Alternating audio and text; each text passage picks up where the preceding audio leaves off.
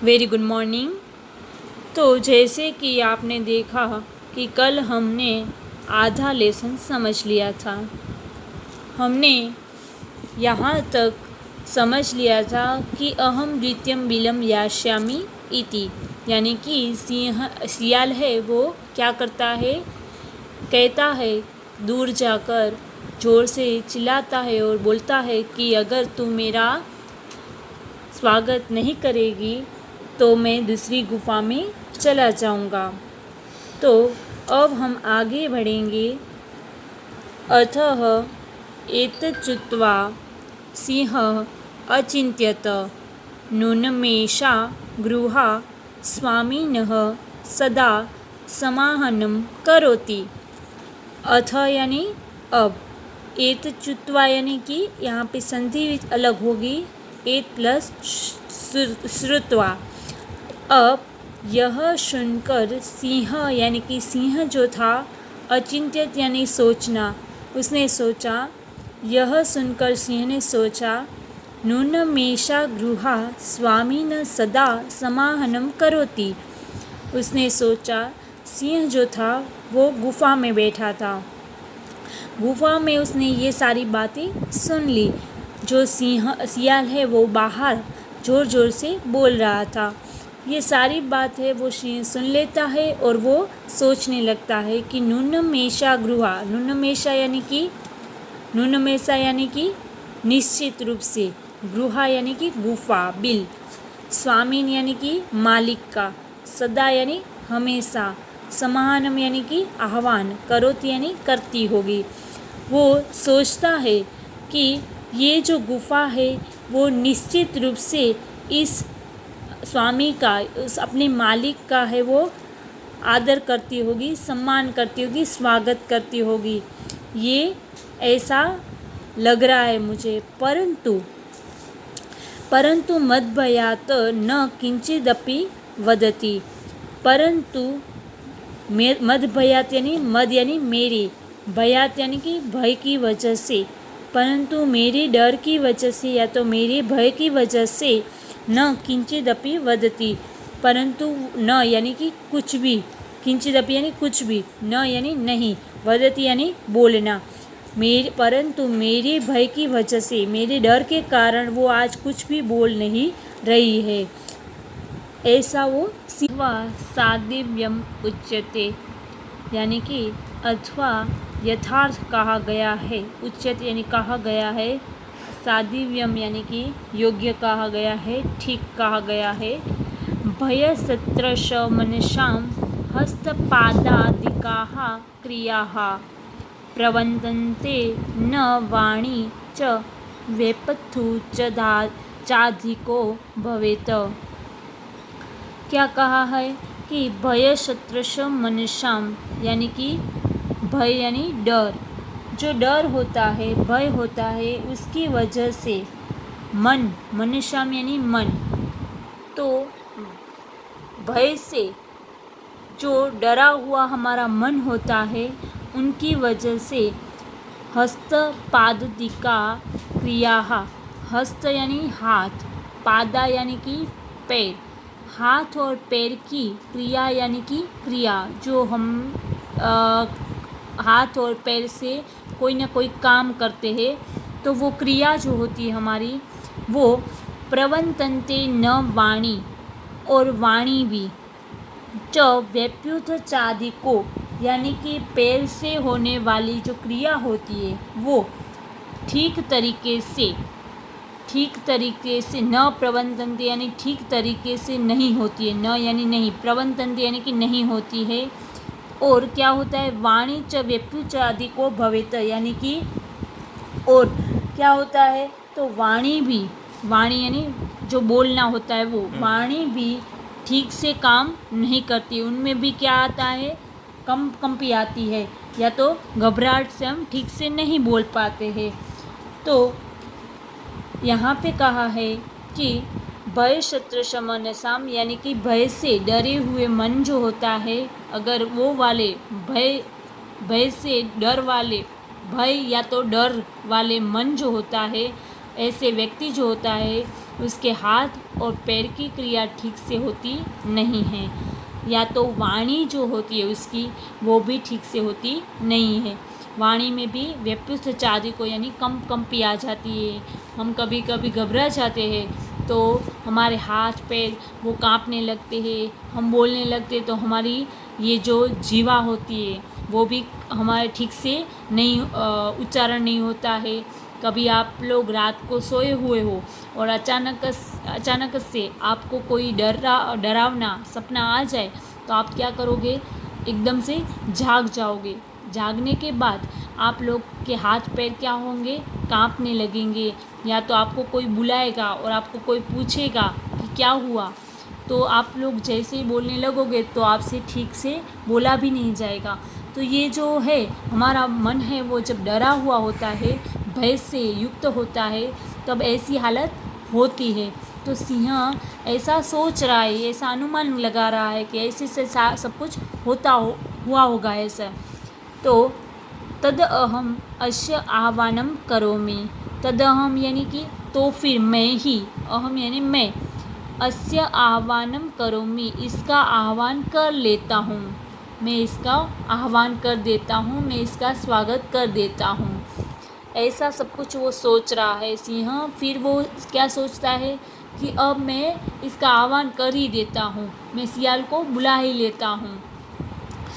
एवं सह बिले प्रविश्य में भोज्यम भविष्यति।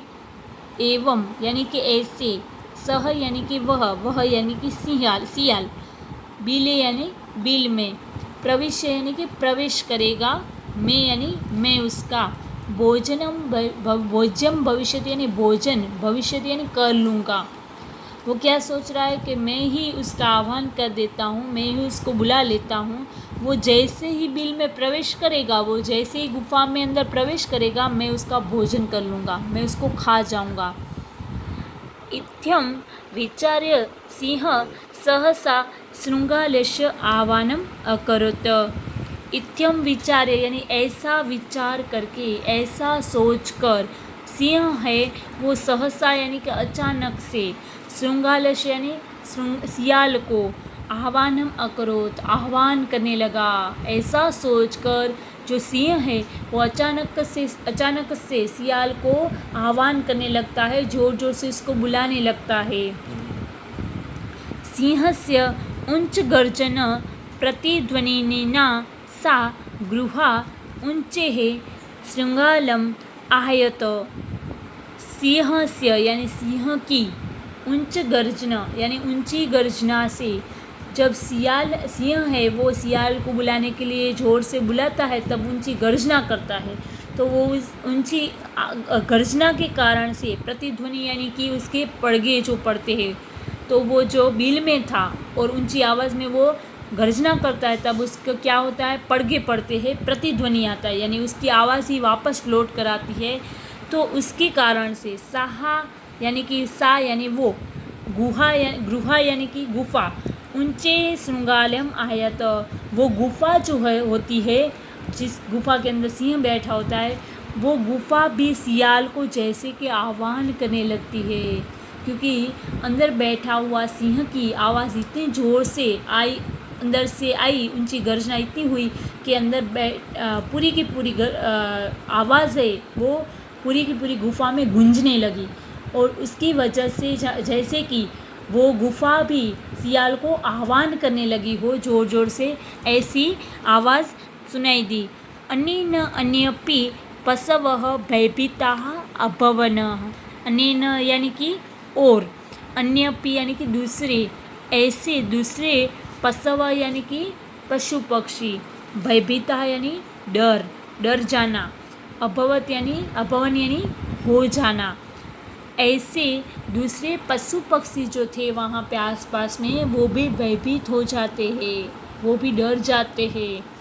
शृंगालोपि ततः दूरं पलायनमानः इमम् अपठत।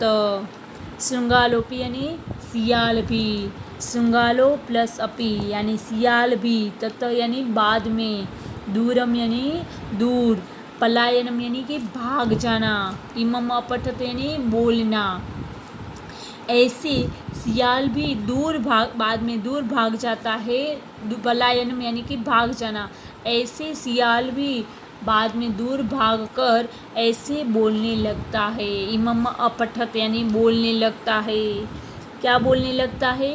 अनागतम यह कुरुते स शोभते स सोच्यते यो न करोत्य अनागतम वनेत्र संस्थयं समागता जरा विलस्य वाणी न कदापि में श्रुता। क्या बोलने लगता है वो कि जब जो आने वाला होता है, जो आने वाली विपत्ति होती है, अनागतम यानी जो आने वाली विपत्ति होती है, वह उसका उपाय जो है वो जो सोच लेता है वह सशोभते यानी कि वो संसार में शोभा देता है, वो उसको अच्छा स्थान मिलता है। अनागत यह कुरुते सशोभते, अनागत यानी कि आने वाली जो विपदा होती है, जो आपत्ति होती है, उसके बारे में ससोचते, ससोचते यानी कि सोचना, जो सोच लेता है उसके बारे में, आने वाली जो विपत्ति होती है उसके बारे में वो सोच लेता है, तो वो संसार में क्या होता है? शोभायमान होता है, उसको अच्छा स्थान मिलता है संसार में। यो न करोत अनागतम यानी कि जो आ जाने वाले कल का उपाय नहीं करते हैं या तो उसके बारे में कुछ भी नहीं सोचते हैं, वह क्या होता है? दुखी हो जाता है, वो फिर रोने लगता है, जो उसके बारे में कुछ भी नहीं सोचता है। यानी कि यो न करोत न अनागतम यानी कि नहीं करता है। अनागतम यानी आने वाली जो विपत्ति होती है उसके बारे में न करोतम यानी कुछ भी नहीं करता है या तो उसके बारे में कुछ नहीं सोचता है, वो लास्ट में क्या होता है? दुखी हो जाता है। ऐसे वनेत्रम यानी कि ऐसे वनेत्रम यानी कि वन में, अत्र यानी यहाँ वन में संस्थयमः समागता जरा, जरा यानी बुढ़ापा, यहाँ पे वन में मुझे यहाँ पे संस्थय यानी रहकर यहाँ पे बुढ़ापा समागता यानी आ गया। ऐसे वन में रहकर मुझे बुढ़ापा आ गया, परंतु आज तक बिलस्य वाणी न कदापि में श्रुता, परंतु आज तक मैंने बिल की वाणी कभी भी सुनी में श्रुता, मैंने कभी भी श्रुता यानी सुनी नहीं है। ऐसे वन में रहते हुए मुझे बुढ़ापा आ गया है, मैं इतना बूढ़ा हो गया हूँ यहाँ पे वन में रहकर, फिर भी मैंने आज तक बिल की वाणी कभी सुनी नहीं है। तो यहाँ पे हमारा लेसन ख़त्म होता है। आशा करती हूँ कि आप लोगों को ये पूरा लेसन है वो समझ में आ गया होगा। तो अब हम इसके पीछे जो शब्दार्थ है इस लेसन के, वो एक बार हम साथ में उसका उच्चारण कर लेते हैं। आप लोगों को भी मेरे साथ इसको बोलना है ताकि आपको पता चले कि आप लोगों को इसको कैसे बोलना है, इसका उच्चारण कैसे करना है। और एक बात फिर से आप लोगों को याद करवा लेती हूँ कि आप लोगों के पास जो भी टेक्स्ट बुक है, रुचिरा भाग 3 है हमारी, वो टेक्स्ट बुक आप लोग एक बार फिर से देख लेना। आप लोगों की टेक्स्ट बुक में अगर पुरानी आवृत्ति हो तो वो चेंज करके नई आवृत्ति वाली आप बुक खरीद लेना, ताकि आप लोगों के अंदर जो 3-4 जो लेसन नए आए हैं उनका भी आप लोग इजीली सरलता से हमारे साथ साथ अभ्यास कर पाए। पुरानी आवृत्ति में 3-4 लेसन पुराने हैं, जबकि नई आवृत्ति में 3-4 लेसन है नए आ गए हैं। तो आप लोग एक बार फिर से चेक कर लेना। मैं आप लोगों को इंडेक्स जो है उसकी एक बार फ़ोटो भेज दूंगी, तो आप लोग एक बार अपनी जो टेक्स्ट बुक है उसको साथ में देखकर एक बार चेक कर लेना, क्रॉस चेक, ताकि आपको पता चले कि आपकी पुरानी आवृत्ति है या तो नई आवृत्ति है। तो मैं आप लोगों को याद करवा लेती हूँ, तो सब लोग अपनी टेक्स्ट बुक एक बार चेक कर लेंगे। चलो अब शब्दार्थ की ओर बढ़ते हैं। कस्मिन चित्त, इसकी संधि अलग होगी, कस्मिन प्लस चित्त, किसी या तो वन में। श्रुधातः, श्रुधा प्लस आर्तः, भूख से व्याकुल हो जाना। अंतरे यानी बीच में। निगूढ़ो भृत्वा यानी छिपकर। सिंह पद पद्धति यानी शेर के पैरों के चिन्ह। रवः यानी शब्द, आवाज़। यावत तावत, जब तक तब तक। समयः शर्त। बाह्यात बाहर से। यदि, तहिर, अगर, तो। तच्चुत्वा, वह सुनकर। तच्चुत्वा का संधि अलग करेंगे तो तत् प्लस श्रुत्वा। भयशत्रस्य मनसाम, यानी डरे हुए मन वालों का। हस्तपादादिकाः, हाथ पैर आदि से संबंधित। इसकी संधि अलग होगी, हस्तपाद प्लस आदिकाः।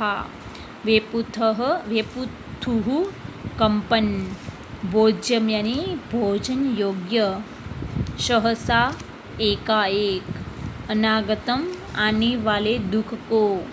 सोचेत यानी चिंतनीय होता है। संस्थयम, रहते हुए का, के, की, जो भी योग्य हो वो लगा सकते हैं। जरा यानी बुढ़ापा। कुरुते या करोति, निराकरण या निराकरण करता है। बिलस्य, बिल का, गुफा का। चलो फिर आगे हम इसका अभ्यास देखेंगे। तो अभ्यास यहाँ पे देख सकते हो आप लोग कि फर्स्ट जो क्वेश्चन है उसका फर्स्ट क्वेश्चन में क्या है, उच्चारण कुरुत यानी बोलना। इसका उच्चारण ही करना है सिर्फ आप लोगों को। तो आप लोग ये टेक्स्ट बुक में लिखोगे नहीं, अपनी CW में ये फर्स्ट क्वेश्चन आप लोग लिखोगे नहीं, क्योंकि इसका सिर्फ और सिर्फ उच्चारण ही करना है जो अभी हम करेंगे। आप लोग मेरे साथ इसका उच्चारण करोगे, ठीक है। कस्मिंचित्, बोलो। श्रुधातः, आप लोगों को भी बोलना है। सिंहपद पद्धतिः, विचिन्त्य, एतच्चुत्वा, समाहानं, सादिव्यं, भयशत्रस्य मनसां, प्रतिध्वनिः। ठीक है, तो हम आज यहाँ तक रखते हैं। तो आज का होमवर्क हम देख ले। तो होमवर्क में मैंने आप लोगों को कल ये शब्दार्थ दिए थे। कल ये शब्दार्थ मैंने आप लोगों को अपनी बुक में CW में लिखने के लिए दिए थे होमवर्क में। आशा करती हूँ कि सबका होमवर्क हो गया होगा। तो आप लोग जिसका नहीं हुआ है तो वो कर ले। और आज मैं होमवर्क में आप लोगों को ये जो हमारे फर्स्ट क्वेश्चन है, एक पदेन उत्तरत लिखत, वो आप लोगों को लिख देना है अपनी CW में। 5 ये है। और फिर ये जो वाक्यानि लिखवत, वाक्यानि ब्लैंक्स जो दिख रही है वो भी आप लोगों को CW में लिख देनी है। यहाँ पे जो ब्लैंक्स है वो आपको खाली अभी छोड़ देनी है। कल हम जब करेंगे उसके आंसर मैं लिखवाऊँगी, उसके बाद आप फिलअप कर देना। और इसके एक पदेन उत्तरत लिखत है, ये जो क्वेश्चन है वो भी आप लोग अपनी CW में लिख दोगे। और इसके नीचे आप लोग 2-2 लाइन छोड़ दोगे आंसर के लिए, ताकि मैं जब आप लोगों को कल सोल्व करवाऊँ इसका आंसर तब आप लोग उसमें लिख दोगे CW में। तो आज का होमवर्क आपका क्या है CW में, ये जो क्वेश्चन है वो आप लोगों को CW में लिखना है। क्वेश्चन के नीचे आपको आंसर के लिए 2 लाइन छोड़ देनी है। और ये भी आप लोगों को क्वेश्चन ब्लैंक्स वाला लिख देना है, ब्लैंक्स खाली छोड़ देनी है। मैं जब करवाऊँ उसके बाद आप लोगों को CW में फिलअप कर देना है, ठीक है। Thank you.